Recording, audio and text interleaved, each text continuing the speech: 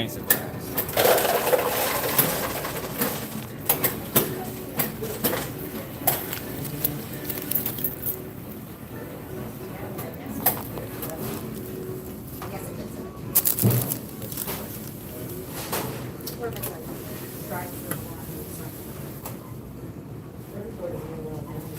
was trying to get this live out for the verdict.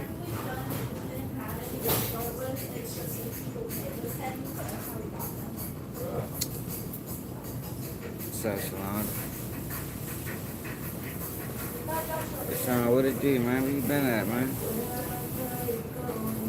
So they just found him guilty.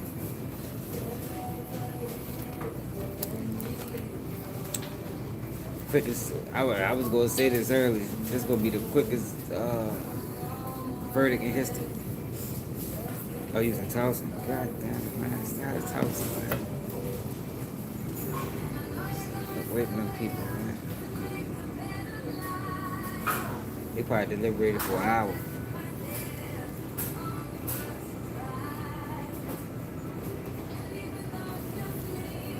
Defense attorney's wrong, man. Explain it once I get out of the verdict.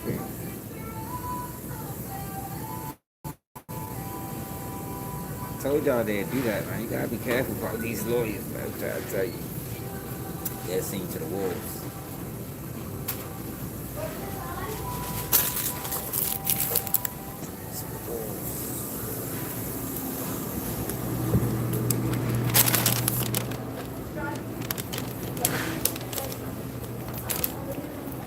Send you to the wolves. Karmelo Anthony. Is we clear? I got like a down there 4-hour ride, yo, so we ready to rock out for at least 2 of them. But yeah, I ain't surprised, man. That boy, he got thrown, man. That boy got thrown, man.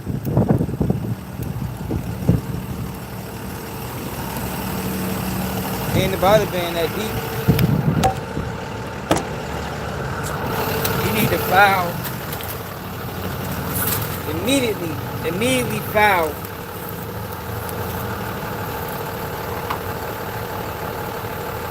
That his ineffective counsel.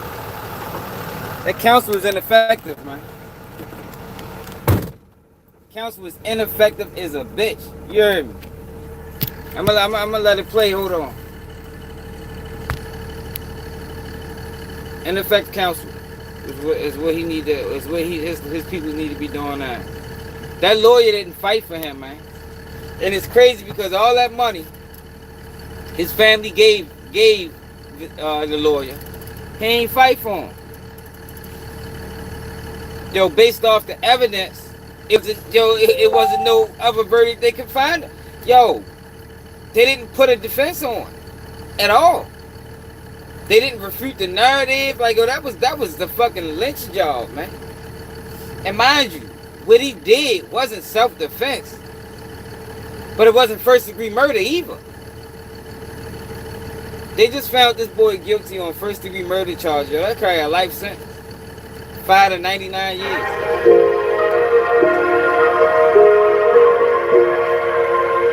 It wasn't even the jury. It wasn't the jury. It wasn't the jury, y'all. It was the defense, man. The defense was horrible. Yo, the defense was horrible, y'all. They didn't... Yo, for one, Karmelo Anthony supposed to testify. Nobody... This whole case was about intent. Nobody can explain his intent better than him. For two, expert witnesses. Witnesses on bullying. Witnesses on the young juvenile brain and how it operates and how at that age you're not really able to even properly assess a threat. It was a number of things they could have done, yo. They didn't do none of them, man. He got thrown, man. He got thrown. That's what the fuck happened to Shorty, man. Look at the immediacy, the need, the necessity of the action. Jonathan, I'm going to jump in. We do have a verdict in this case, and I am hearing that it is a guilty verdict, guilty of murder in this case. of Carmelo Anthony. Brooke is moving to the camera right now as we wait for the official word. We expect that this means that they will come out and make a statement at some point. Immediately, Jonathan, as we wait, what would be happening in this courtroom right now? The verdict has been read. I would imagine that he will be escorted to chambers and then back to jail. He has not been in jail during this process, I should point out. Jonathan. The most difficult thing to watch is when they escort, particularly a young defendant, directly to jail after a decision of the court. No matter how well you prepare the family, it is a devastating moment, and it's devastating for everyone, even people who think that the person should go to jail. The family is never prepared for seeing their son or daughter taken to a side door by marshals. And it is a really tough thing to watch. You know, by all accounts, this is a young man who had no prior convictions, no prior arrests. He apparently had a very good grade point average, 3.7 in his high school. Obviously, dreams for the future. His family had dreams for the future for him. And now a jury has convicted this Texas teenager, Karmelo Anthony, in the fatal stabbing of 17-year-old Austin Metcalf. This case obviously has drawn national attention. Be sure to like and subscribe.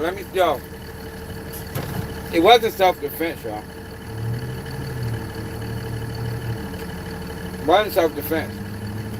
But it wasn't first-degree murder either. At the most, manslaughter. Second-degree murder. But it wasn't first-degree murder at all, y'all.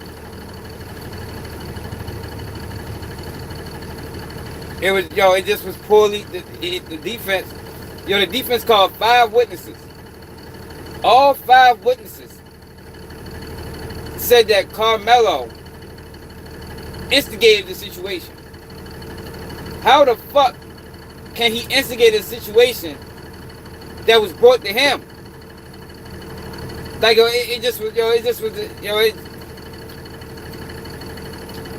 was a horrible defense. Horrible defense. Over the winter, I had a $700 budget bill, or $700 electric bill, and that was more than half my mortgage. Do better, man. Do better for your people, for the environment. Yeah, there was black students. Some of them was. Makes it even worse. The case was doomed from the start. Because y'all gotta remember, he did this on the opposing school's bleachers. So, like I said the other day, all the witnesses was at the school where the victim went to. So, you gotta remember that most of the witnesses either know the victim or live in some type of proximity of the victim. There was no way that it just was hard. Now, if I was the parents of one of them kids, my son would have went up that bitch and we'd have stood on it. We'd go, man, hey, if we gotta fight the community about this shit, that's what the fuck we gonna do.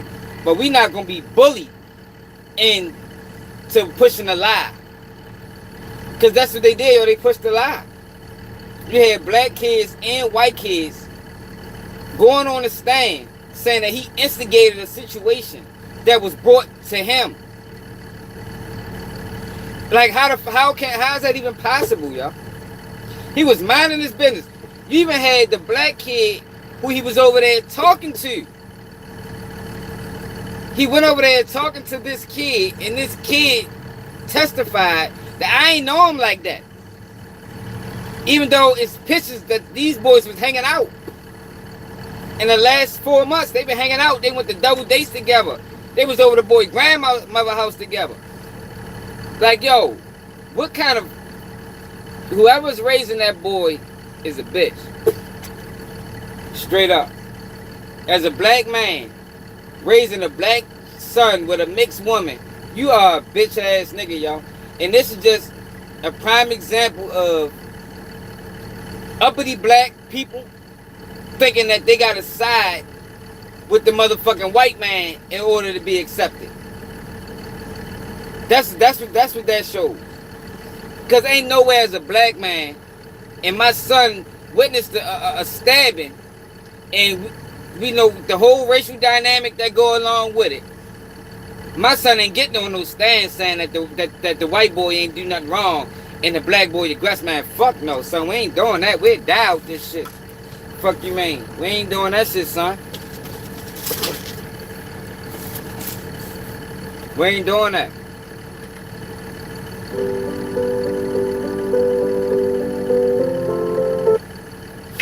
No, yo, it's just that, yo, you got uppity black people who want to be accepted by the white community, yo, and they throw their own just for that.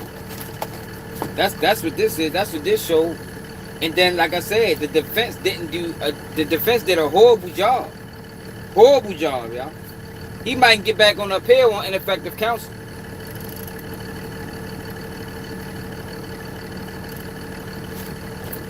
Because the counsel was ineffective. Hey you! Relax! Domino's large one-topping pizzas are just $7.99. Yeah, they always. Yes. Yeah, they always coerce.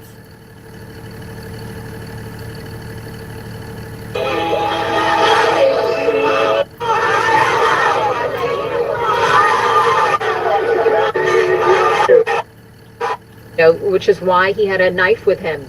They never even answered that question. Yo, he never even answered the question of why he brought the knife. Yo, he supposed to made up something. He was getting bullied. Like, yo, he likes hunting. Like, yo, it could have been, yo, the defense just did a horrible job, yo. Yo, I heard all the witnesses.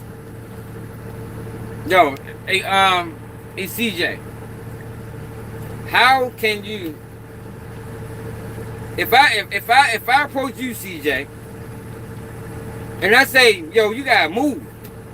Hold on, let me eat my food.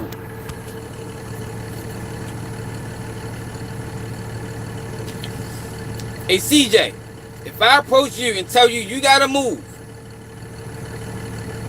how the fuck, and you stab me,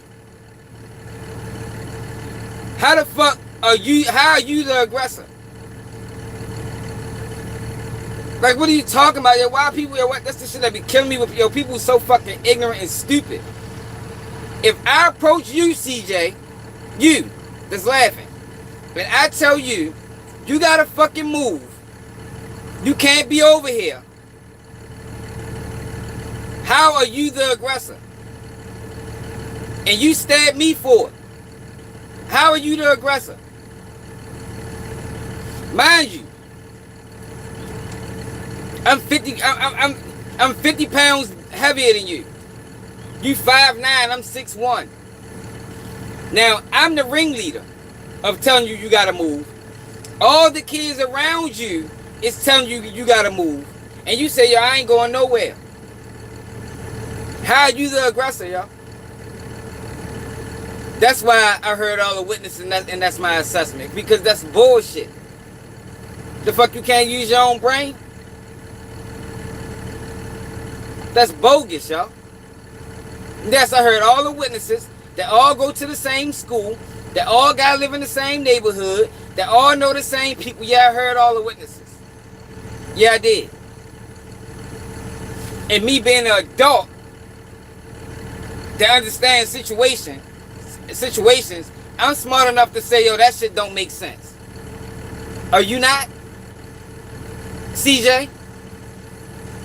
Are you not smart enough to realize that don't make sense? Or are you just as dumb as the motherfuckers on the jury? Come on, y'all. Like, yo, people gotta stop being dumb, yo. That boy was minding his business. Now, like I said, it wasn't justified. It wasn't self-defense. But it wasn't first-degree murder. It wasn't first-degree murder. It wasn't planned. Yeah, he was done from the start, and his lawyer threw him. His lawyer threw him. It wasn't first degree premeditated murder. It wasn't that at all. But his lawyer didn't do a good job of even explaining that it wasn't that. His lawyer did a horrible job, y'all. Lawyer did a horrible job. Horrible job. Which is why he had a knife with him. Prof brought up was the difference in size between both of these 7. Attorney Howard also claimed that Anthony did not have the right to, the right to defend himself against somebody much bigger than him. That was something else that was brought up, was the difference in size between both of these 17-year-olds. And so Karmelo Anthony was facing between 5 years to 99. Hold on. Not that arguing that Karmelo Anthony did not intend to kill someone, he just happened to kill someone. Meanwhile, murder includes the intent, that this was deliberate. So the jury is having to decide between man. Yo, but he didn't do a good job of explaining that. I don't get, like, yo, he supposed to have been explaining that with each and every witness. Karmelo Anthony supposed to got on the stand and told his fucking story. Expert witnesses are supposed to have been called. None of that happened. None of that happened, y'all. He got railroaded. He got railroaded.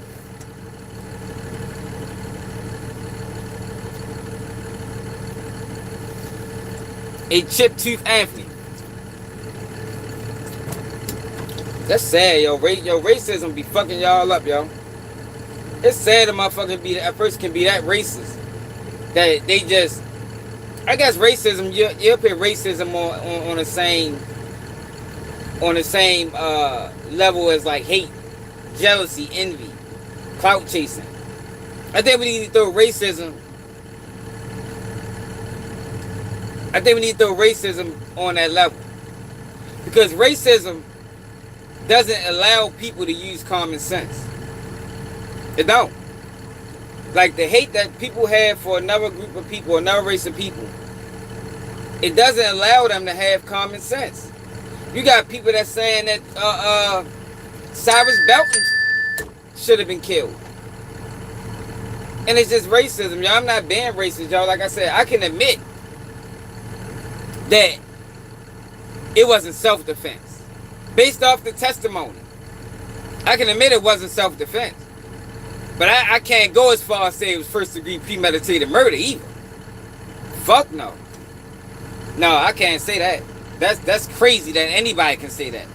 That's crazy that anybody can look at this kid, knowing he never been in trouble before, he's on the motherfucking track team, and say that he came to that track meet with the intentions to kill somebody. No, fuck no. I can't say that. That's stupidity. Anybody that believes that is just extremely racist or just lack common sense. Nah, I can't go that far. That sound idiotic to me. Like, this is not a kid with a history of violence. This is not a kid with a history of violence. This is not a bad kid. This is not a kid from a harsh upbringing. This is a kid that made a fucking mistake. You know? He don't understand what constitutes as self-defense. And he made a judgment decision. And it was a bad mistake. Not first-degree murder. Not first-degree murder. Manslaughter, I can see that. I can see manslaughter. Not first-degree murder, though. That's bogus. But I blame the defense. I don't blame the all-white jury. I blame the defense for not adequately relaying that shit to the jury.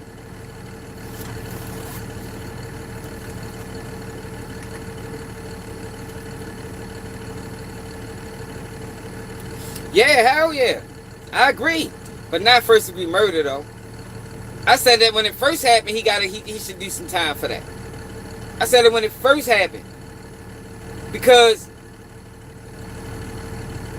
you gotta meet force with force. But I'm smart enough to know, right, that them witnesses and their testimony was bogus. Yo, they characterized it as a light tap. A light tap. They say that he was the aggressor. How is the person minding his business?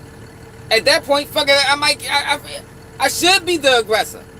If I'm minding my business, talking to somebody who I thought was a friend who turned out to not be a friend, and somebody I don't know come over to me, tell me I gotta move. Now you got a gang of other kids tell me I gotta move. Yeah, I might be the aggressor, yo, but in the context of court, you can't say I'm the aggressor if you approach me first. You approach me. I didn't actively seek you out. Nah, you approached me, yo. But you had 10 students getting on the stand and said that I started this confrontation. And the defense did a horrible job. Looked like maybe intentionally, because I'm sure this is a high-profile attorney. The defense had a lackluster performance. Lackluster. Having to decide between manslaughter as that lesser charge or... Yeah, yo, I don't know. Somebody need to slap your father, yo. Like, yo, whoever Edward father is, he's a bitch. Like, he's a bitch-ass nigga, bro. Because my son, I tell my kids, don't sit around while nobody getting bullied, yo. You don't let nobody get bullied, yo. We ain't on no bully shit. The way it is, Karmelo Anthony came over there to see. It's really his fault when all this shit happened. Because all he had to do was say, yo, that's my man. That's all he had to say. When they was sitting back doing all that shit, your bitch ass ain't do nothing. Start looking on his phone and shit. Whole time, yo, come on, bro, you's a bitch. Your father a bitch. Somebody need to tell him. If anybody know Edward father, tell me he's a bitch ass nigga and need the shit slapped out of him. Having to decide between manslaughter as that lesser charge or first-degree murder. Now, as we talked about this earlier, the difference really is the maximum sentence, right? So for manslaughter, the maximum sentence is 20 years. For manslaughter, sorry. That's what he should have got. Manslaughter with the max, man, 20 years. That would have made sense to me. That would have made sense to me. But first degree murder with the sentence 5 to 99 years? Oh, hell no, man. For murder, first degree murder, the maximum sentence is really life in prison. So Karmelo Anthony was facing between 5 years to 99 years in prison. During closing arguments, the state actually waived the right to open, so the defense went first. And so on Karmelo Anthony's side, his attorney, Mike Howard, argued that Anthony was invited into the tent by somebody he knew and that nobody had the right to use force to eject him in terms of, I mean, some of the witnesses have said he was pushed, he was shoved. They used different words to describe that physical altercation there. Attorney Howard also... Yeah, he got thrown, yo. I know. He got thrown. The lawyer thrown. I be telling y'all about these lawyers, man. Don't try to know how I always say. Like a Pooh Shiesty case, right? And when Brad Cohen,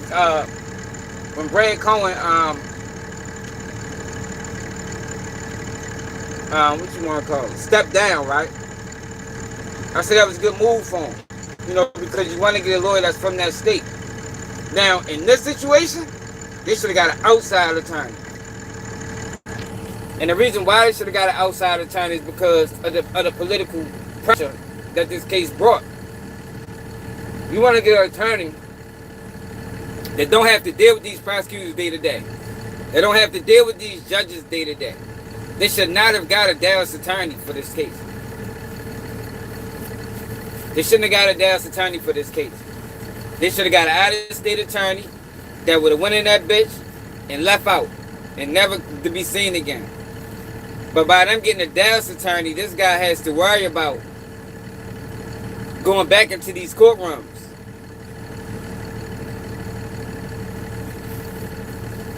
I think that's why they threw him.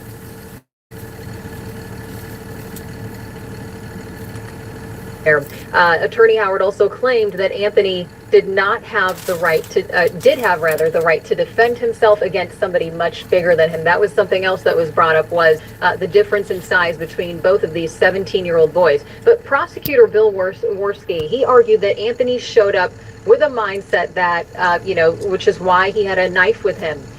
Prosecutors argued that self-defense is not a defense in this case because Anthony provoked Austin Metcalf into pushing him when he said, "Touch me and see what happens." So the question here is, was this self-defense or was this deliberate? Did he intend to do this? What happened here? That is what the jury is going to have to decide on. Or was this a case of manslaughter, as we just mentioned, the lesser charge that was presented this morning to the jury that they could also consider? And in a case like this, you talk about Bill Worski waiving his opening opportunity in closing arguments. That's a strategic move, right?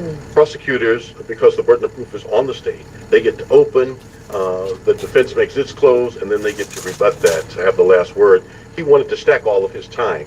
So he deferred, if you will hold ours and reserve it and wait, so he could have this powerful, emotional, planned close, which is what he did. That's what an attorney is supposed to do, to try to press their claim to the jurors. And the last voice you hear, maybe the last impression. And so we'll have to see. It wasn't self-defense, y'all. It wasn't self-defense. Not based off the witness testimony. Let me show y'all what I'm talking about.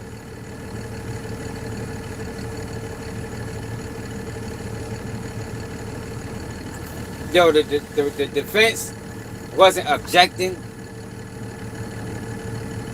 Yo, the witnesses was coerced. Let me show y'all. Let me show y'all what I'm talking about. So Nick at Night, right?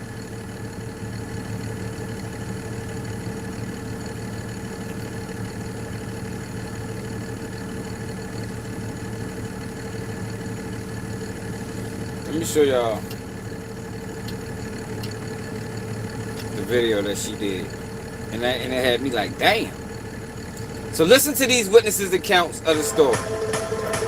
There's only one thing better than... You can tell that all these witnesses have been coerced into the story. Yo, it just was a bad situation to be in, y'all. Like, he stabbed the guy. He stabbed the kid on the kid's school side of the field. You know what I mean? All the witnesses was... He couldn't even find a witness. He could not find a witness to benefit him, yo. They all was on some bullshit. The black ones, the white ones, all that shit. So listen. Night at PNC. So Nick at Night detailed the witness's account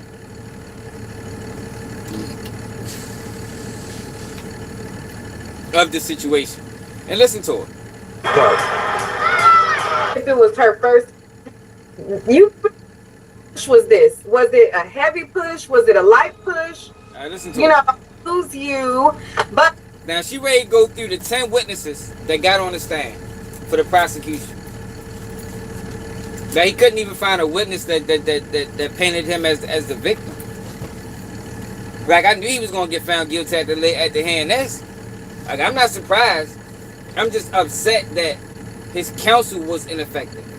It looked like the lawyer was in on it. That's what pissed me off. It looked like the lawyer was in on it, man.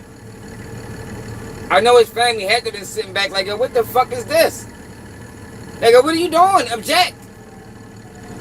Like, how is it that you do not at least bring a specialist, a bully specialist, a specialist on a child brain? Like, yo, he just did a piss poor job. Piss poor job. 5 witnesses, and every single one of the witnesses said Karmelo was the aggressor. And these are defense witnesses. Come on, yo, they threw shorty, man. OMG. OMG, this is part 2. Hopefully I didn't lose you, but this is my commentary for the last 2 days in the Carmelo Anthony trial. I was cut off on my last live because, baby, I was like, ooh, I don't know, but let's get to it. Anyways, so the last live was part 1. I was on live for 2 hours and 30 minutes. This is part 2. So in part 1, we go over the testimony. Is this too loud? Is this too loud? Paramedic that came on the scene, the officer that was trying to downplay Carmelo's emotion. We went over the criminalists that testified. I mean, I got a long ass ride, y'all. Hold up. Get my ride together. It's time me to head back.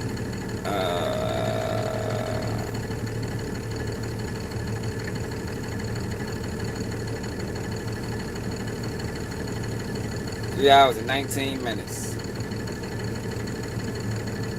3 hours and 19 minutes. Carmelo's emotion. We went over the criminalists that testified. We went over one of the boys that, you know, gave their testimony, and now we are back. Hopefully you guys find this live. Okay, we're getting back into the groove. Also, while I was briefly gone, I wanted to see if like people were reporting the main guy's name. And so according to Fox 7, they are listing Eddie as being 18 years old, and they are listing his name over here. So let's see. Yo, Eddie father is a hoe. You a hoe ass nigga, Pops. You raised a bitch ass son. Yo raising a bitch ass son, yo. Yo, people better start teaching their kids to be more in tune to the culture. I know my kids know better. My kids know what's up. Black come first, nigga. I better start teaching y'all kids, yo. That's how we was raised. I don't know how we forgot. But what happens is, you got these uppity niggas. They get to a certain level in life and say, fuck niggas. Ain't no way my son would have got on the stand and did no shit like that, yo. My son, yo, if I found out, if say my son was Eddie, and I found out that's what happened, so you mean Shorty came over here to you, your friends started picking on him, and you ain't say nothing? Oh, man. I don't know what I'd do to yo for that.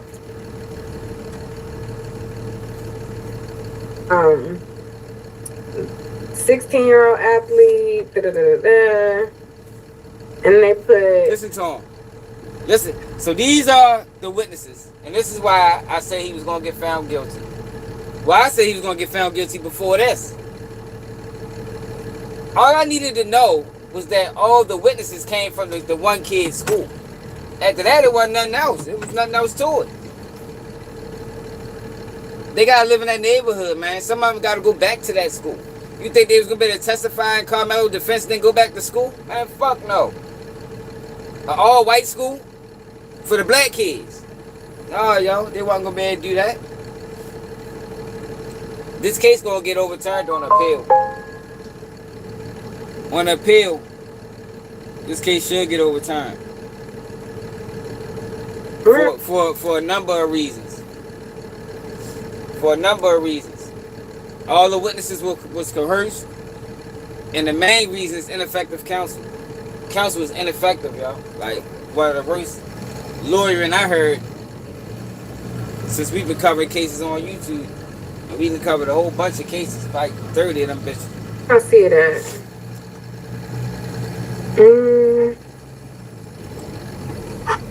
So listen to this witness testimony. Anyways, it was on here. Stop. Thanks, cuz. All right, here. Defense attorney began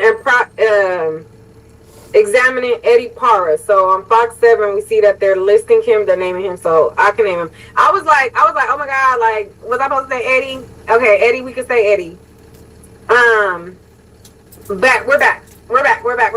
So this is part 2.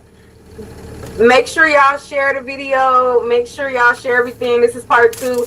And on my last video, we left off on basically saying like, how did he provoke them if they're the ones all in his face? Like they're the ones.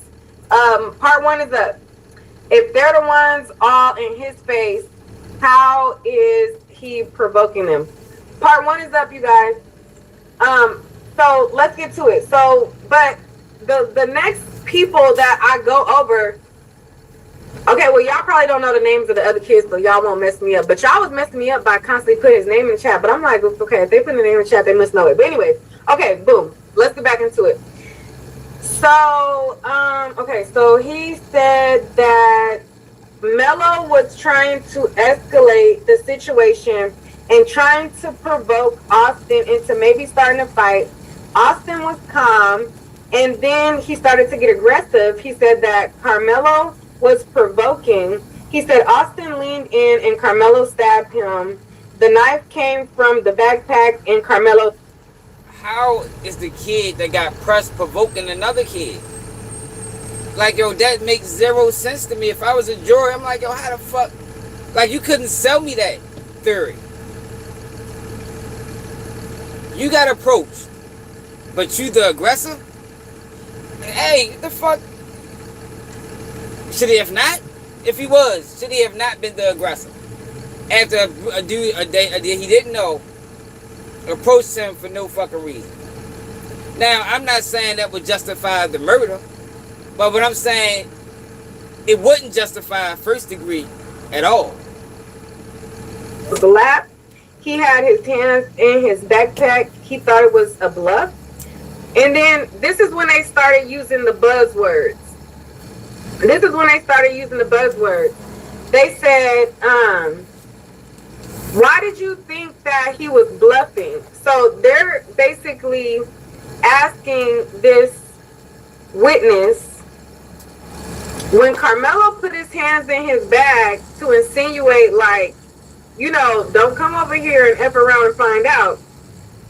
Why did you think that it was a bluff? Objection, speculation. That's what his defense. Every time they ask that question, that supposed to be objection, speculation. The defense ain't do none of that shit, man. I'm gonna show y'all what I mean by ineffective counsel. Every time that question got asked, he supposed to object it, speculation. And then this is the buzzword.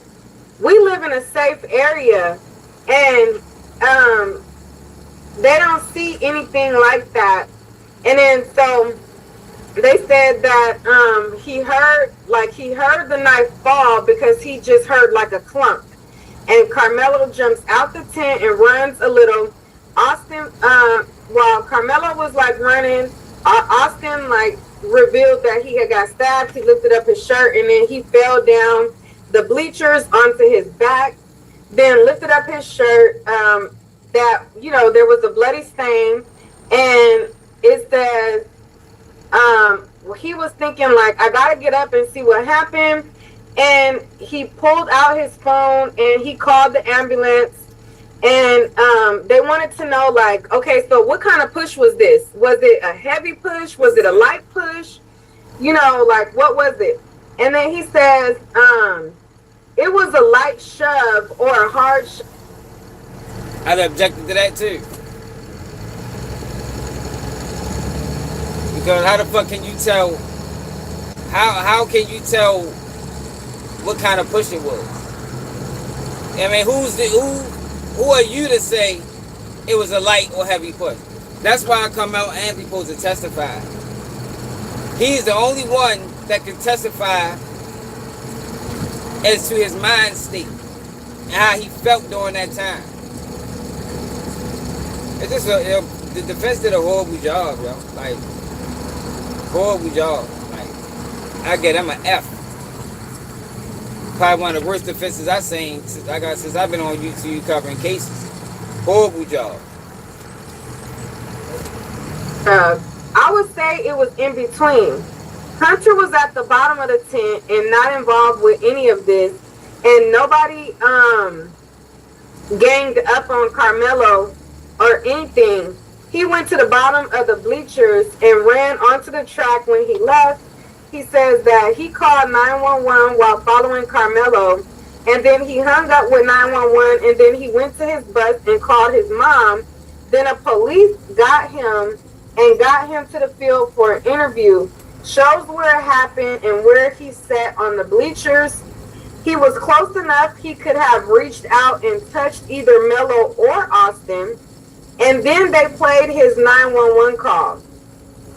So on his 911 call, he says, my friend just got stabbed. And then they wanted to know, well, who did he get stabbed by? And then he says, he was wearing a gray essential hoodie. He's black. He's wearing blue sweats. He was stabbed in his chest. Austin got stabbed in the chest. Yeah, he is with a coach. We're all walking to our buses. And then he said, yes, ma'am, everyone is being evacuated out the state. Yo, I get that. I get that, though, bro. But he didn't do a good job at all. He didn't try to do anything. He ain't try to do anything, yo. That's supposed to be his job. He didn't do his job. He didn't do his job. He wasn't objecting. He didn't provide an alternative theory. Like, yo, he didn't explain why he even had the knife. Like, it just was a horrible job, yo, from day one. From day one, the fix was in. Like, with the evidence this is what I'm saying. With the evidence presented, the way it was presented, and the lack of defense to the evidence, first degree murder was inevitable. Like, they made the case look like it was open and fucking shut. And it wasn't. It was a lot more that could have been said, a lot more that could have been done, a lot more that could have been explained from the defense perspective. And it wasn't. Yeah. And then they said, you remember that call? He said, yes, sir. Hard to listen to. Hard day. And then he said, yeah, it was a hard day. It says, he showed a video of them enter with another kid from a different school with the twins into the stadium.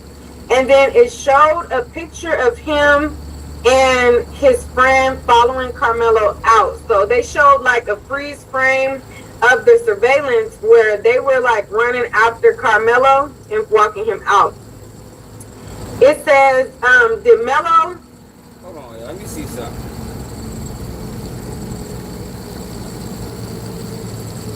What are examples of objections that the defense can make during a criminal trial? Defense attorneys can object to things like the way questions are asked, the evidence presented, or witness testimony. These objections aim to stop the prosecution from using improper evidence or unfair questioning. For legal advice, consult a professional. So he could have used argumentative. He didn't use that enough in the trial. He didn't use speculation enough in the trial.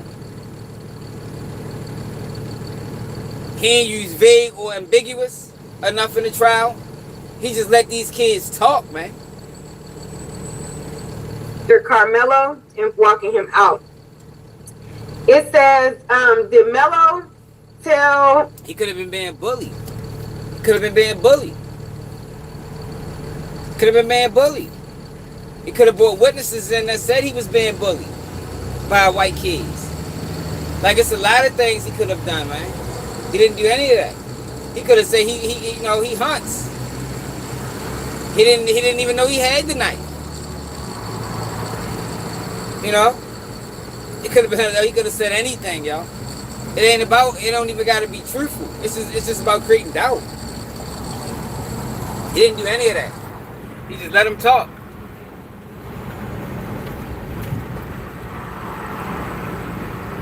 Yeah, I know they ain't know each other. But that's why he was doomed. That's why he was doomed from the start, because all the witnesses was at Metcalf school. All the witnesses was at that school. So he ain't have no witness that was on his side. That might be grounds for appeal. No, he ain't have no objective witnesses. Every witness had some type of biasness in him. The appeals court gonna have a nice long look at this case.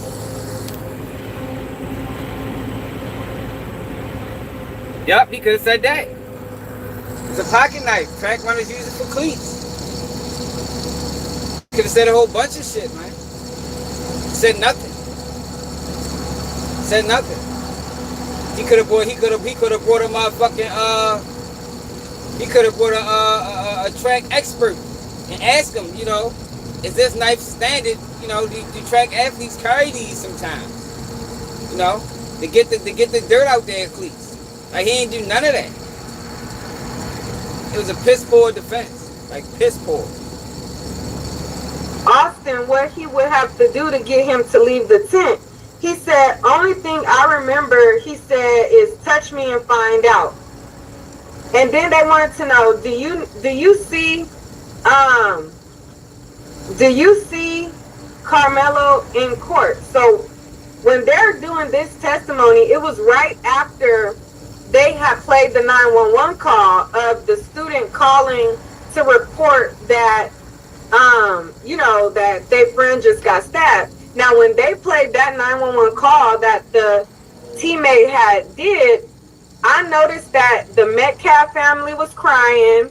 And then I wrote a note and I said, jurors are looking. That's another thing. The judge. Yo, the judge was not supposed to allow no crying in court. No crying in court. If you cry, you gotta leave. That's how courts operate, yo. That's the only way you can get a fair and impartial jury verdict. If you cry, you gotta go. We done seen this happen in criminal trials before. You cannot, if you are a family member of the victim, you cannot show emotion in this courtroom. Because you know why? It can prejudice the fucking jury. Like a lot of them, yo, this appeals case will have a fucking field day with this shit. I'm telling you. I'm telling you.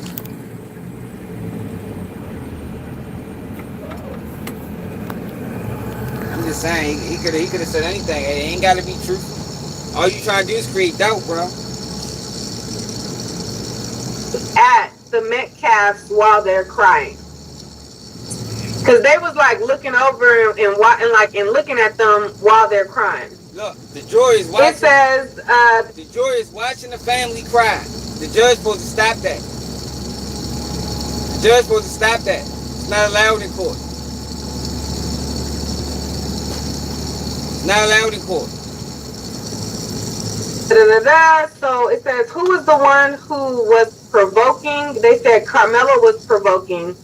And then they said, what did you do the next day? Who was the one provoking?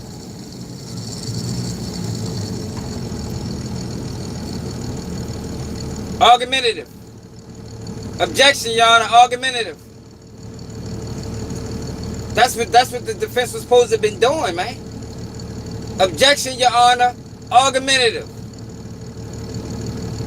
Who are you to decide who provoked who? That's for the jury to decide, not the witness. This is what I'm saying. I'm just showing y'all why I'm saying he was thrown. Giving y'all examples. They said, what did you do the next day after the incident happened? They said the next day after the incident happened, they all went to Austin's favorite restaurant. So when they said that they went to Austin's favorite restaurant, then his mama really started, crying. Objection. Relevance.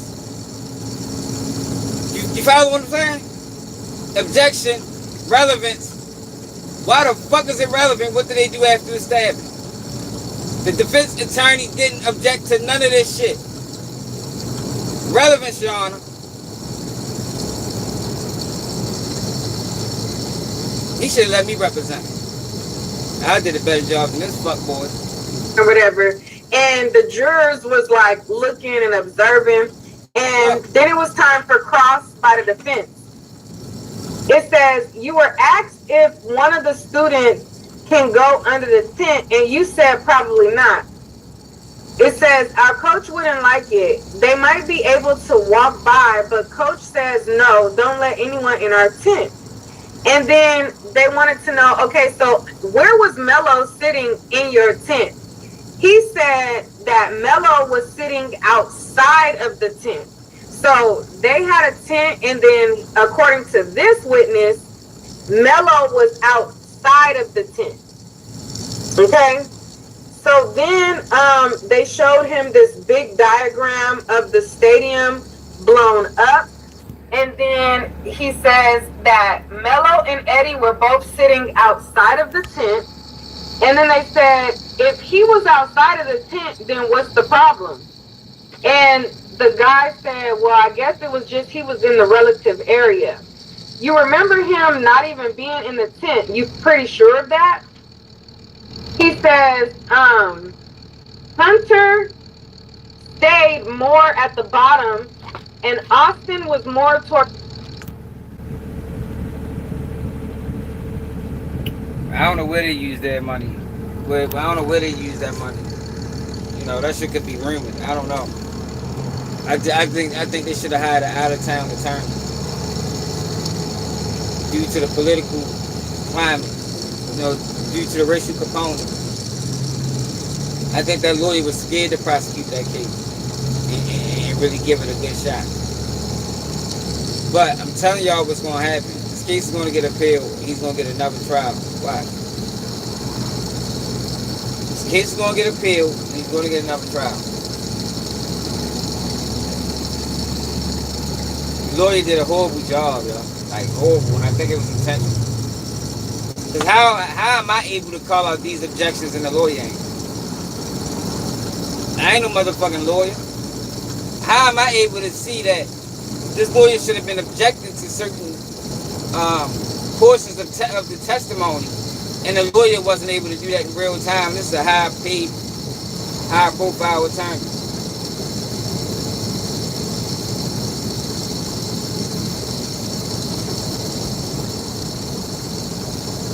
The top, Austin came up the bleachers. At some point, he turned around and Melo was there sitting down outside the tent. He saw them sitting and talking, having a friendly convo, just having a convo. I don't remember if they looked like they were having an argument, but I don't think so.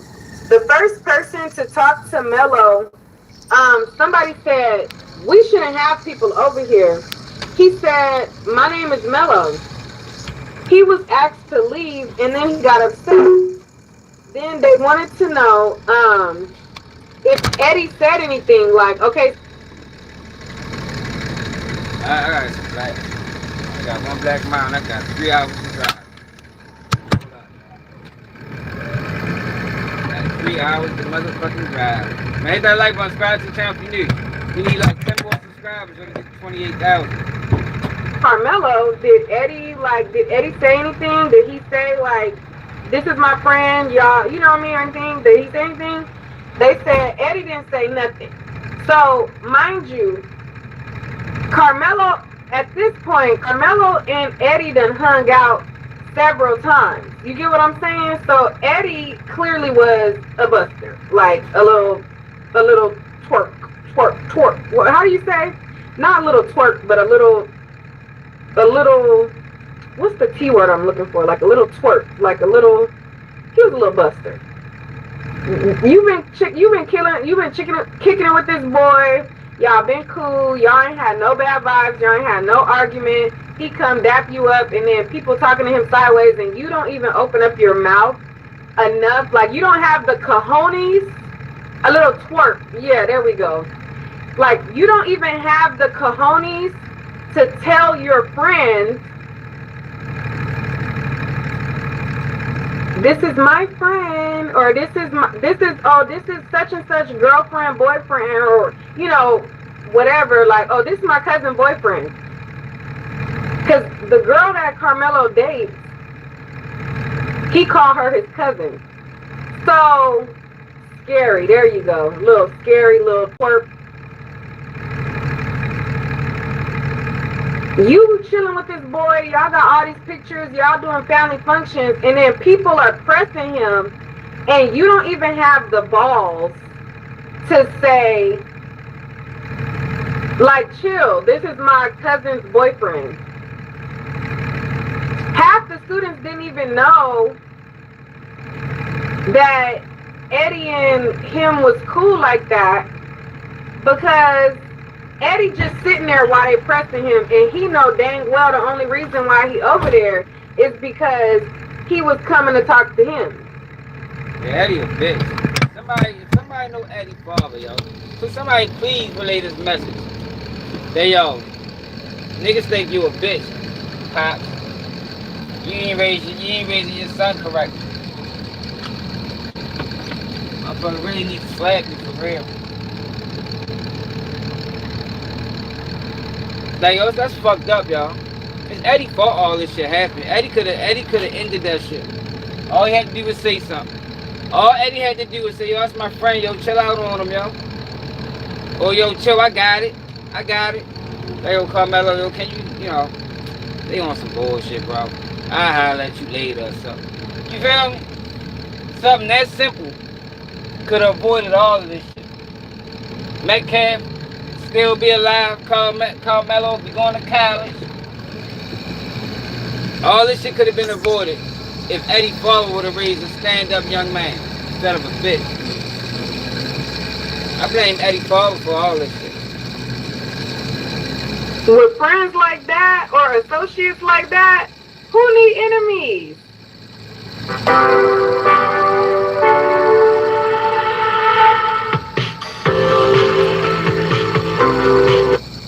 Or associates like that, who need enemies?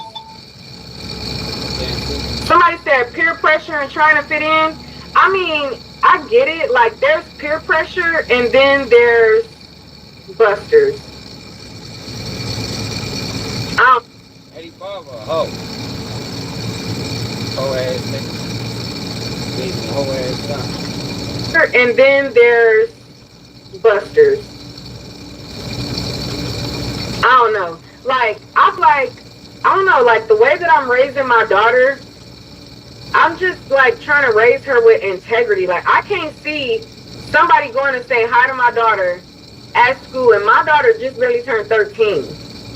And then they ganging up on a kid, and my daughter don't at least say, well, no, you know, I don't know. I don't know what kids will do. I can't speak exactly for what my child would do, but I just would hope that, you know what I mean, she got enough integrity to at least say, oh, well, you know, such and such came to say hi to me, but, you know, well, all right, like, at the very least, he could have been like,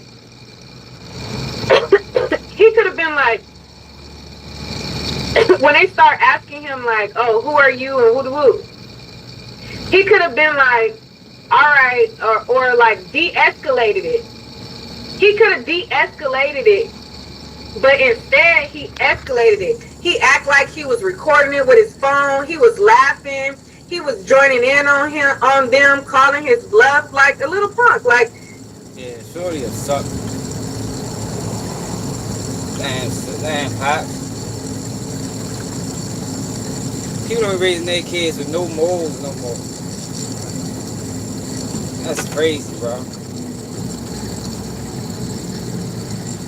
his family, like, I don't know, they didn't teach him, like, I don't know if they didn't teach him integrity, but they just like, he just instigated everything, you know, even more. Instead of saying, hey guys, chill, because these are his friends, his teammates. Hey guys, chill. Like, all right, Melo, I'll see you later. Like, or walking Melo away from the tent, like, oh, they tripping. Like, here, like, you know, and walk him up the bleacher or something. Like, he didn't de-escalate. He didn't say anything. He didn't, like, nothing. Like, he just let them press him. So that's why I'm thinking it got to be more to it. Like, either he jealous of Karmelo because he's dating the so-called cousin that ain't his blood cousin, but he just met the girl a couple years ago and now he calling her cousin? Or what is it? It's something like, because that type of betrayal, it had to been, you had to been jealous or feeling some type of way the whole time. So, you know. That's all. You know. You said you think that he recorded it? No elaborate. We'll never know. The police did not do a proper investigation of that phone, so we don't know. So anyways, where we go, oh, so they wanted to know if, hold on.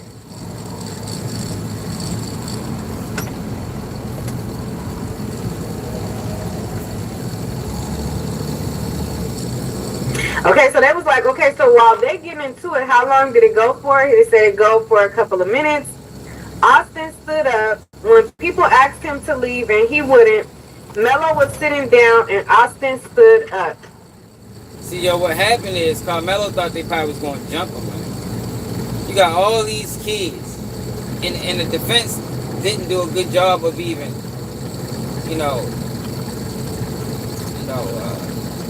explaining that to the jury or painting that picture to the jury. You go over there to holler at one boy you thought was your friend. His friends start ganging up on you. You turn around, he even laughing. So now it's like, yo, what the fuck? This shit getting out of hand. You know what I mean? I thought Joe was cool with me. He ain't even cool with me.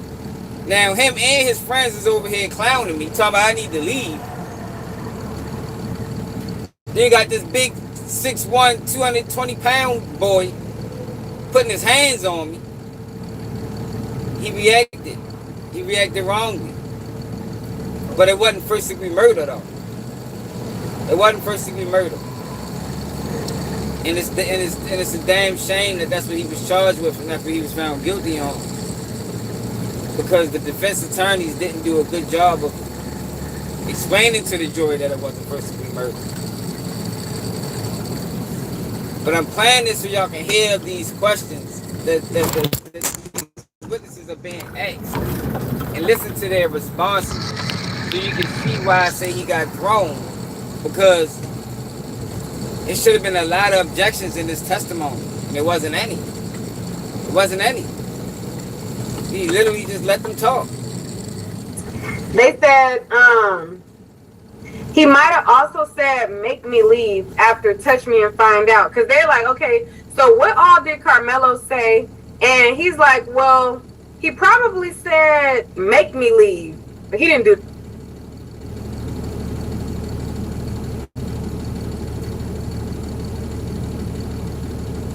Assume facts, not in evidence. Objection. Know what that is? The question includes a factual statement that hasn't been proven or testified to yet in the trial. So you don't know what he said, y'all. So we're not going to speculate as to what he said. If you don't know what he said for certain, then we're not going to speculate to that. We ain't going to speculate. Objection, Your Honor. Speculation. You don't know what the fuck he said. Oh, he probably said, make me leave. But he didn't do that. Like, I'm being extra by doing that. He didn't do that. But he said, they probably said, make me leave. And then, or he probably said, touch me and find out. I don't remember. So, he said, okay, so what happened next? After they was getting into it, and Melo either said, make me leave or touch me and find out. He said Melo unzipped his bag and put his hand in it. Austin was 3 bleachers in the front of him. Melo said, touch me and find out. And so when he said, touch me and find out, Austin thought it was a bluff, but he made it obvious his hand was in the... Yo, we don't need to know what Austin thought. Are we clear? What's up, Sunshine? Yo, if we don't get clear, because I'm ready, I got a lower ride. I might be going through some mountains and shit. But let me know if we ain't clear, y'all. Don't let me be driving thinking I'm clear, because it always look clear on my end. And the whole time we looking like we trying to watch porn in the motherfucking 90s on one of the pay-per-view channels that we ain't paid for.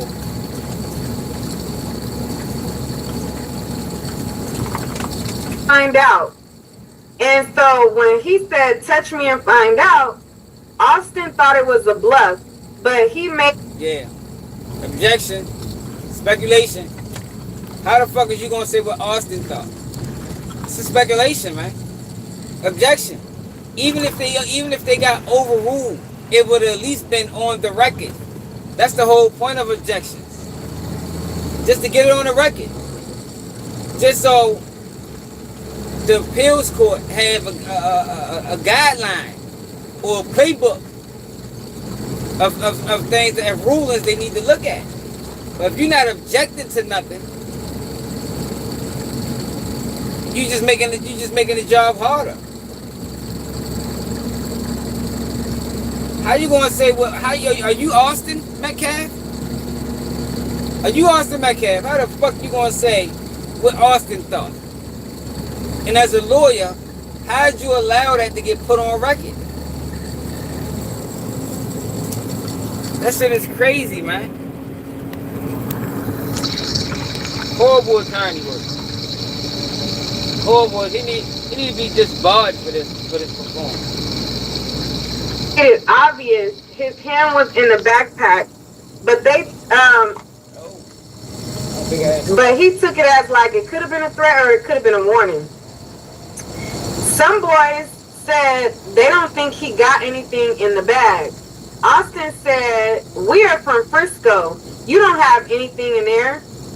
He got up and was a bleacher in front of him, telling him, you need to go. They both got more angry. Karmelo was still sitting down, and Austin got close enough to push him. He used two hands by his shoulders, and he said he was a few feet away. So this witness and several other witnesses, basically, like, there's truths and then there's lies. Like, you have to go through all of their testimony to see what lines up and is exact. What majority of them say is Austin was like a few bleachers away, and then he walked up on Karmelo. So as he's walking up on Karmelo, Karmelo got his hand in his bag, and then he come up, Karmelo's still sitting down or whatever, and then he push him, and then Karmelo, you know, boop, do him like that. So, they said, Melo said, touch me and find out. They thought it was a bluff, but he made it obvious his hand was in his backpack. It could have been a threat or a warning. Some boys said they don't think he got anything in the bag. Austin said, we are in Frisco. You don't have anything in there. He got up and was a bleacher in front of him, telling him, you need to go. They both got more angry. Karmelo was still sitting down, and Austin got close enough to push him. He used two hands by his shoulders, and he was a few feet back. And then they said, so you saw Melo lean and go back and saw emotion? They said they seen him lean back, and then his hand went forward. So they're like, Melo went back, but as he went back, it was like he pushed him, and at the same time he pushed him, boom, like it was like simultaneously, like as he was pushing him, Melo was stabbing. Like, you know, he's walking up on Melo, and Melo got his hand in his bag. So right as he's pushing, Melo is like, you know what I mean, like the same time type of thing. To where many of the kids didn't even see him stab him because it was so quick. He said it all happened quickly, so quickly that he didn't even see the knife. NBA on ESPN is happening all season long.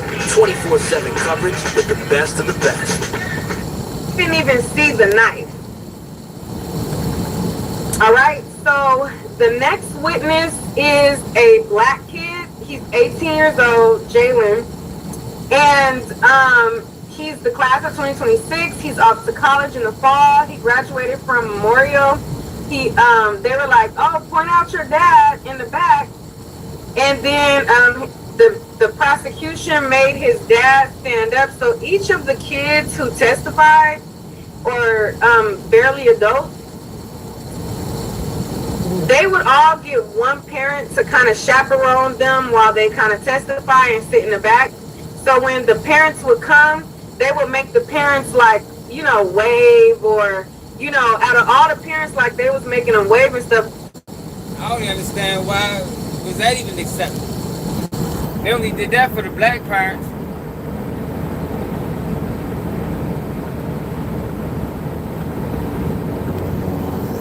Yeah, definitely shouldn't have been, you know, he definitely wasn't bench police. Like, you can't be out here policing the bench. Yeah, I really blame Edwin for this whole situation. Like, I'm dead serious. You're not be joking, but I'm serious at the same time. Like, yo, there's no way, yo, if that was your friend, even if y'all wasn't even that close, you was supposed to allow them boys to gang up on him, yo, and not say nothing. That's a testament of your parents. You ain't learned more. More is not being taught in your house. Integrity not being taught. My kids not gonna ever do no shit like that. When I find out, fuck. But they made this black boy daddy stand up. I'm like, we see the boy black. We don't need this black daddy to stand up. You got all the other parents just waving that they in the back.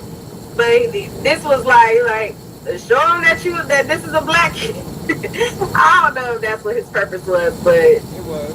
I don't know. It was interesting. So anyway, it was. I put you know, he was an 18-year-old black kid. He was the class of 2026, off to college in the fall, graduated from Memorial. He points his dad in the back, and then they make his dad stand up. They wanted to know like how good he was in track. He said that he was pretty fast. And then they wanted him to describe their coach in one word. And then he said he describes his coach as serious. And then they wanted to know if he knew Metcalf's, the twins, Austin and Hunter. And he said he was closer friends to Hunter. So then there was like, oh, did you know that your mom, like, oh, so, you know, they were like, oh, your mom is a doctor. And, like, did you know that she was the pediatrician for the Metcalf brothers? So, you know, they showing, like, look, jury. He, like... Objection, relevance. You see what I'm saying? Like, yo, why is this type of testimony? Why was that type of testimony allowed? What is the relevance to this, Your Honor? Why does it matter that this black kid, mother, was Austin Metcalf, pediatrician? Objection. No objection, no. No objection. That was irrelevant to the case.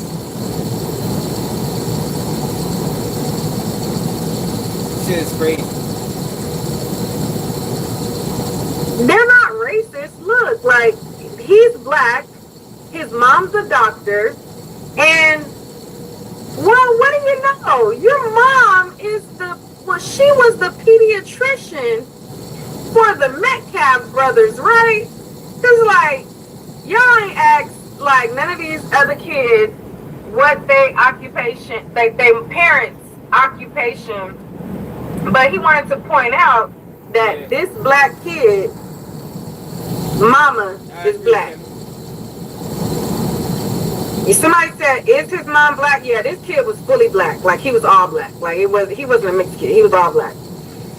So anyways, so they wanted him to know that the mom was a pediatrician for the Metcalf brothers. And then so they wanted to know, like, how did his morning start? He said he got to the bus around 8:30. Austin was there. Hunter was late. It was lightly drizzling at first, and then closer to the stabbing, it was raining harder. Some of the athletes were on the field warming up. He was under a tent scrolling on TikTok. He said Austin was the only one standing up. when the actual stabbing happened. Everyone else was sitting down. Says he came to the top, through the top of the bleachers, and sat next to Eddie. They wanted to know, well, like, when he came to the bleachers and he came to y'all tent, like, was this suspicious? He said he thought that it was suspicious because a random kid was coming up there solo. Objection. Objection. What the fuck? What are you talking about? Was this suspicious?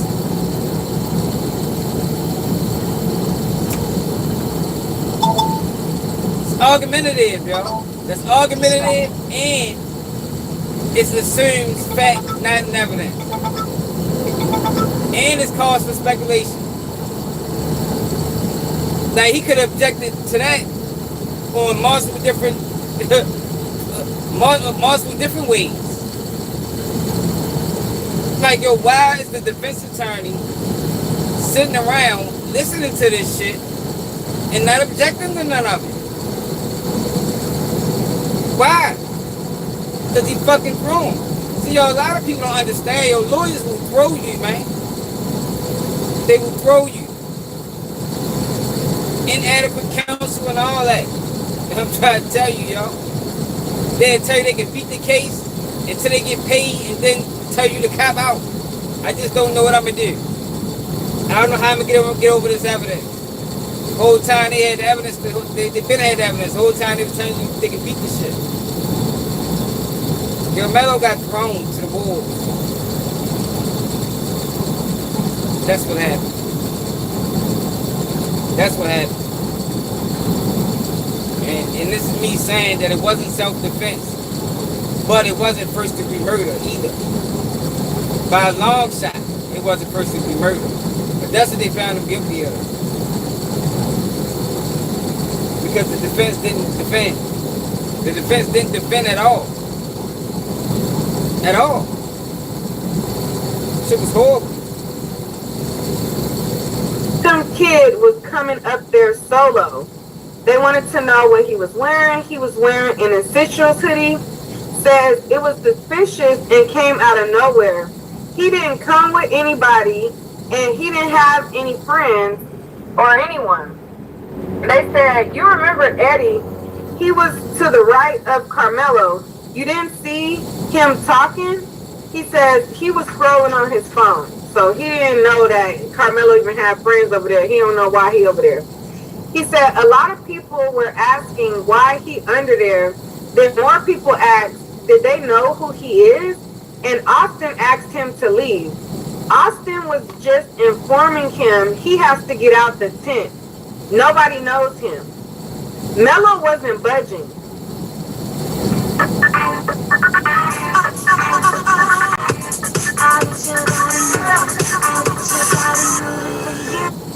Melo wasn't budging. It got more serious. Can you imagine? You could have objected to that. What you mean nobody knows him? Somebody do know him. Could have been another objection. Like, yo, man, I would have been a yo when who watched the YSL trial? Do y'all remember how weak that case was? And do y'all remember the amount of objections it was in that case just because it was so weak? I'm talking about for the prosecution. They was objecting like, man, like it wasn't no tomorrow. That's what you're supposed to do, man. For a number of reasons. You do it for appeals purposes, and you do it to frustrate the witness. You do it to frustrate the prosecution or the defense. Hopefully it throws them off their rocker. None of that happens in this case. None of that happened.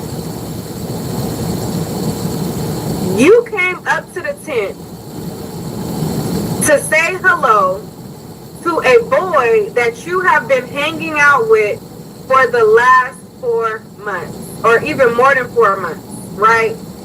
He done went on a double date, like him, Eddie, the girlfriend, and another girl. They went on a 2-man double date. They didn't have family outing gatherings. They didn't have all of these interactions where he's hanging out with him, and then somebody, you go to say what's up to him, somebody say, hey, you need to get out of here, don't nobody know you, and the boy that you know don't even say nothing. I feel like if I was him, like, that would piss me off in itself. Like, you really gonna not say nothing? Like, that probably did piss him off. That's what I'm saying. I just was saying that. You looked around, you got all these kids bullying them, or saying, telling them to leave. Then the boy that you came there to talk to, he acting like he don't even know you. I can say, you know, that whole situation was created. So now it's like, you know what? Alright, since everybody want to play stupid, I got something. I'm going to show him something. They think I'm a punk. And he made a bad decision. But it wasn't first degree murder though.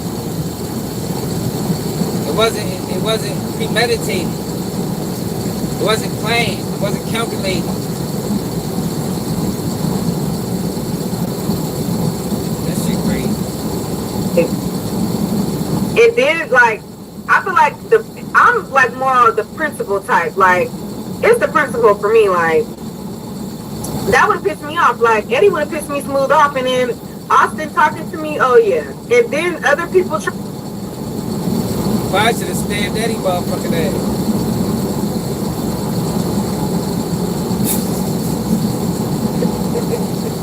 No, just a side though, for real. That's probably who deserved that shit. There are police reported ahead. That's who deserved it. You know what? Eddie would have, he'd stabbed Eddie right in his leg. He'd have been shot. Like, oh shit, fuck you stabbed me for? Cause you been a bitch. Right, just give him a little leg shot. Looked around and stabbed Eddie motherfucking ass. He'd have fucked the whole game up there. That's who really deserved it. trying to join in too. You're all trying to punk me. Like, can you imagine how he felt in that moment?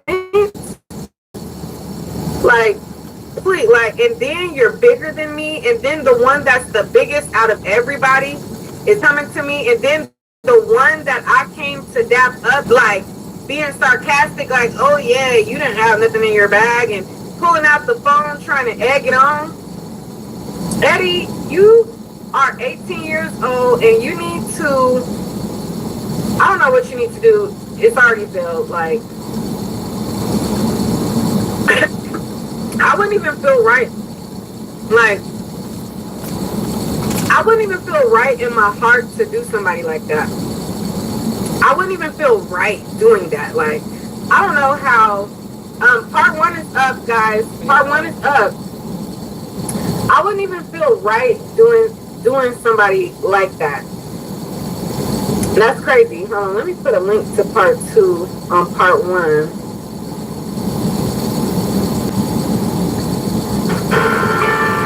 Legacy is a beautiful thing, but only if it survives. Part 1.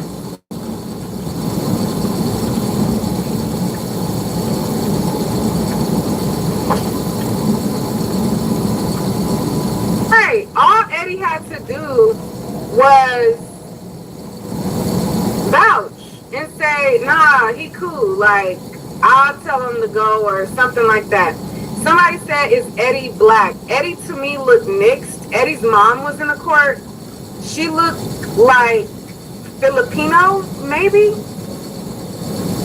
You said it's saying private?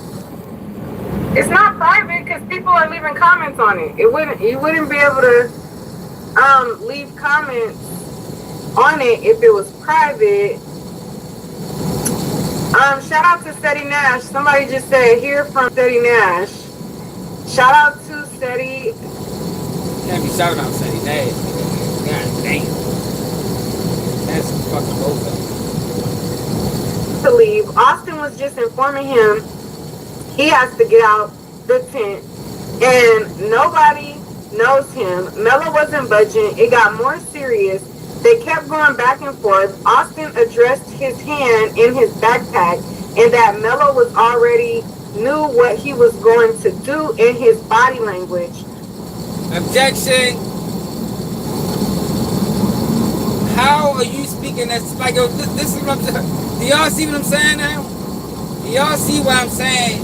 The lawyer Groom, he allowed a key witness to say that Melo already knew what he was going to do.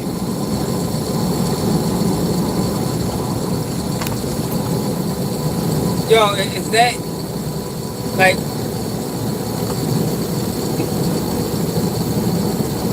Do you see why I'm saying he got thrown?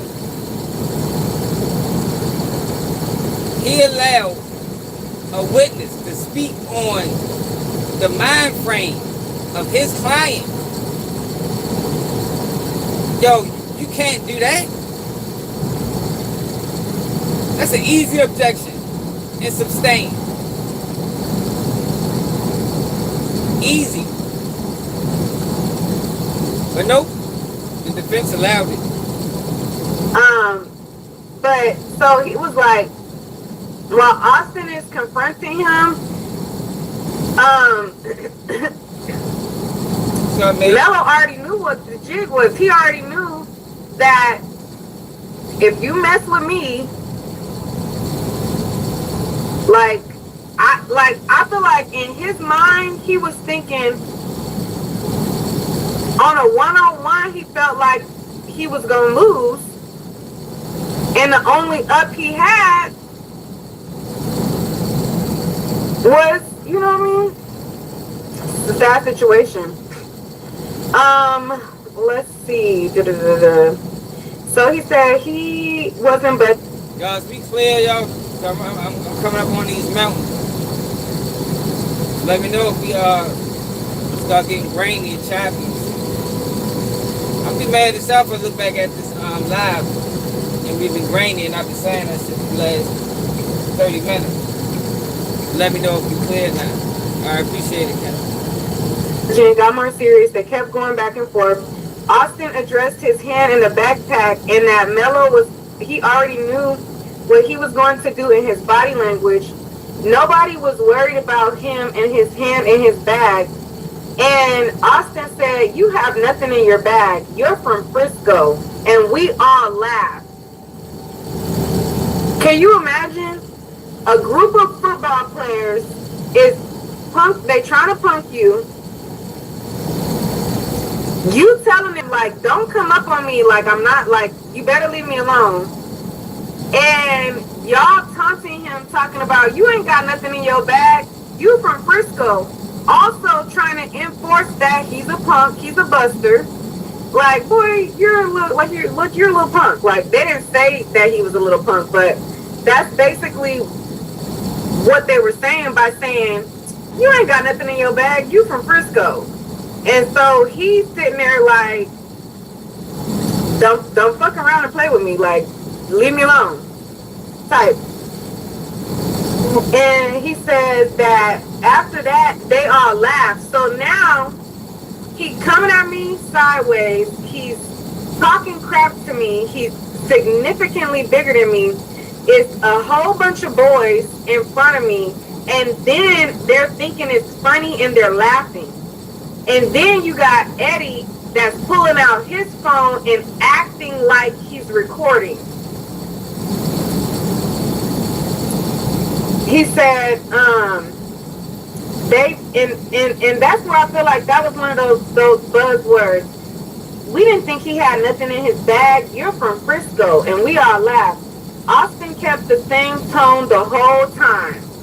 So you mean to tell me a boy that's a few bleachers away that's gonna walk up on a boy and push him? He got his voice is just calm, monotone. He's so mad to where he want to get up and physically push the guy, but he calm the whole time, and his tone is like, come on.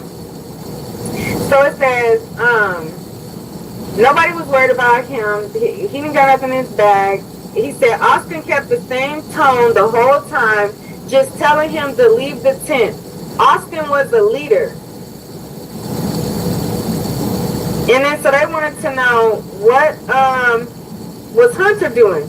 Hunter stayed out of it. He just watched.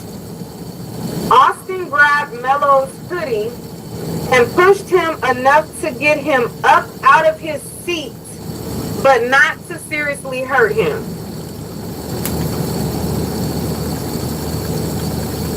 Objection.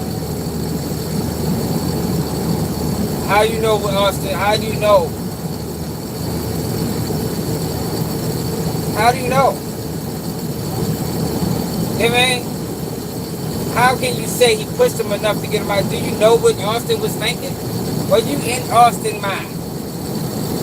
You don't know if Austin was trying to hurt him or not. Objection. But nope, the defense allowed it.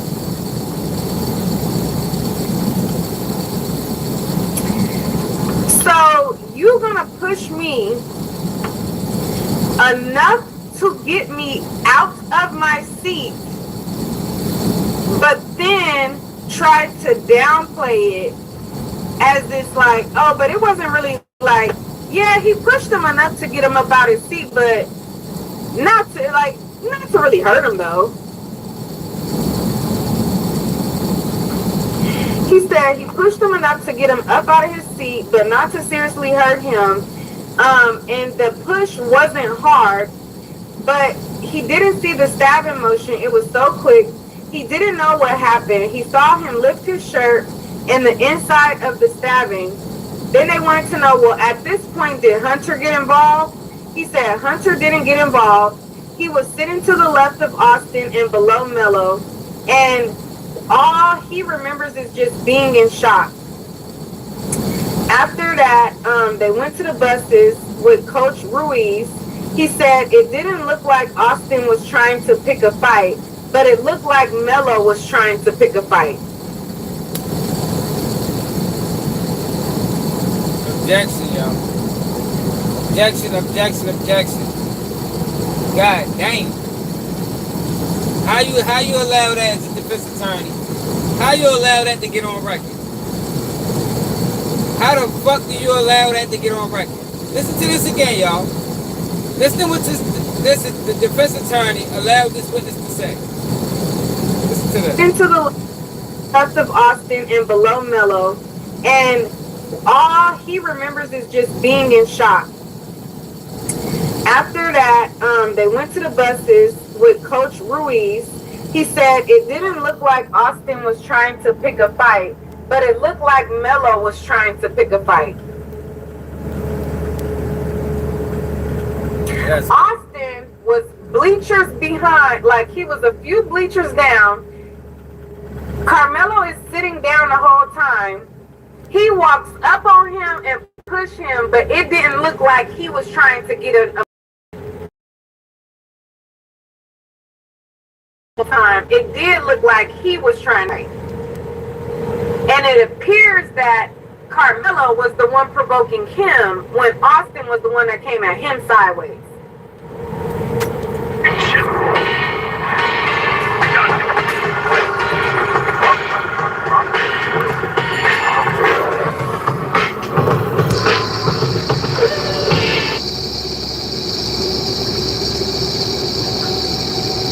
It's like, okay.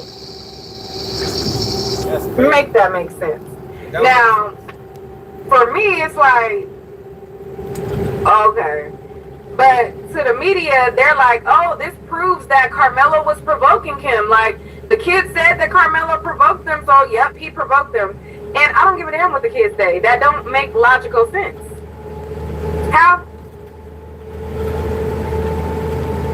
How he provoking, but y'all up on him.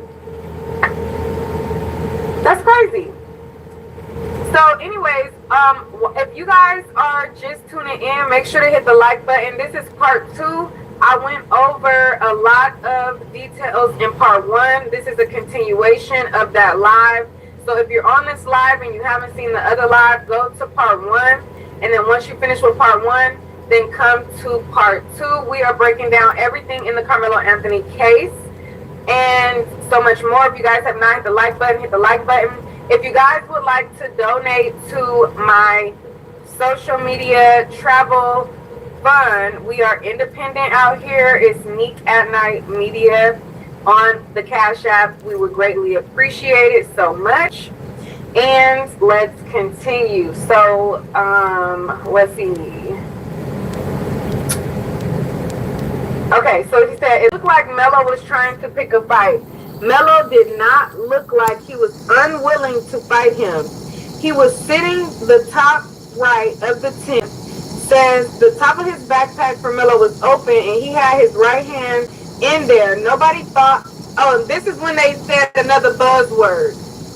He said he had his hand in his bag, but nobody thought a knife would be at a track meet.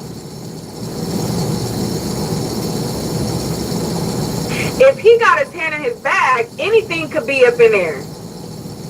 But they kept saying these buzzwords, like, okay, like, you gotta hit this point. Like, you know what I mean? It just felt like you gotta hit this point or hit that point. It was for her. All of them. He had his hand in his bag, but nobody thought you would have a knife at a track meet. If somebody got their hand in their bag, you better think something, wherever they are. You better think that they got something. Because let's not act like we in a world where there ain't kids bringing weapons to school. You ain't supposed to have a weapon at school, but kids is bringing them to campus. There's tons of school shootings. There's tons of weapon-involved incidents. Like, if somebody put their hand in their bag, you better think something. And the fact that all of them is acting like they didn't see, like well, I didn't, you know, like, this is school. Like, who would have a weapon? You're being disingenuous, and now I know that you're a coach. So it says, they said they were at the track meet for an hour after the stabbing. He spoke to the police. He says, they said, did it look like self-defense? They was like, nah, it didn't look like it was self-defense. And then they said, no threatening talk from Hunter or Austin. Says Melo was the aggressor. So the prosecution was like, was Austin or them threatening him? Nah, like there was no threatening talk. Who was the aggressor? Melo. Objection. Yo, I just want y'all to hear this shit, man. Bitch, shut up. Yo, this is like the third time the defense allowed a witness to say Melo was the aggressor. That's up to the jury to decide. It's up to the jury to decide. That's why it was no other verdict. It was nothing else it could be but guilty. See, you know what I mean? Based off those witnesses.